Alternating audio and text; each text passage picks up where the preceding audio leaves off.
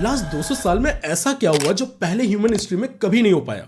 इसी चीज को आंसर करने के लिए 2025 का इकोनॉमिक्स का नोबेल प्राइज गया था। इस प्राइज का फर्स्ट हाफ जॉयल मॉकियर को मिला था, जिन्होंने ये बताया था कि इकोनॉमिक ग्रोथ के लिए दो चीजें इंपॉर्टेंट होती है। एक होता है पर्सपेक्टिव नॉलेज, यानी कि प्रैक्टिकल नॉलेज, चीजों को कैसे बनाया जाए, हाउ वाली चीजें, और दूसरा होता है प्रोपोजिशनल नॉलेज, यानी कि आखिर ऐसा क्यों होता है जिसकी वजह से लोगों के दिमाग में यूरेका मूवमेंट आता है, वो फंडामेंटल क्वेश्चन। ये दोनों चीजें जब साथ में होती है तब जाके इकोनॉमिक ग्रोथ होता है। इससे पहले ह्यूमन हिस्ट्री में ये हो रहा था कि ये पर्सपेक्टिव नॉलेज, यानी कि चीजों को बनाना, चीजों को मेंटेन करना, ये सारी चीजें तो काफी हो पा रही थी, लेकिन प्रोपोजिशनल नॉलेज इतनी ज्यादा नहीं थी। लेकिन इंडस्ट्रियल रिवोल्यूशन के बाद ये चीज कंप्लीटली चेंज हो गई और फिर हम लोगों ने इस तरीके का इकोनॉमिक ग्रोथ देखा जो ह्यूमन हिस्ट्री में कभी नहीं देखा गया।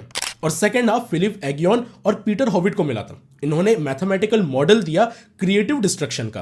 काफी लोग भगवान शिव के डांस से इसे कंपेयर करते हैं कि किसी अच्छी चीज के आने के लिए पुरानी चीज को मार्केट से जाना पड़ेगा। अब कोई कंपनी ग्रो करती है तो आर&डी में इन्वेस्ट करती है, जो कि इनोवेशन के लिए काफी अच्छा होता है, लेकिन एट द सेम टाइम हमको ये नहीं चाहिए कि वो कंपनी टॉप पे पहुंच जाए, उसके कंपटीशन खत्म हो जाए। फॉर एग्जांपल गूगल, 15 साल से ज्यादा टाइम तक गूगल के सर्च इंजन में कोई बहुत मेजर डेवलपमेंट नहीं आया था, बेसिक बेसिक चीजें ही हो रही थी।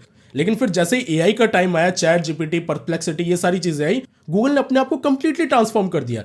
इससे हमको ये पता चलता है कि आज के टाइम में साइंस और टेक्नोलॉजी की कितनी इंपॉर्टेंट है। नील डिग्रेसे टाइसन ने एक बहुत सही बात बोली थी कि science is the engine to prosperity.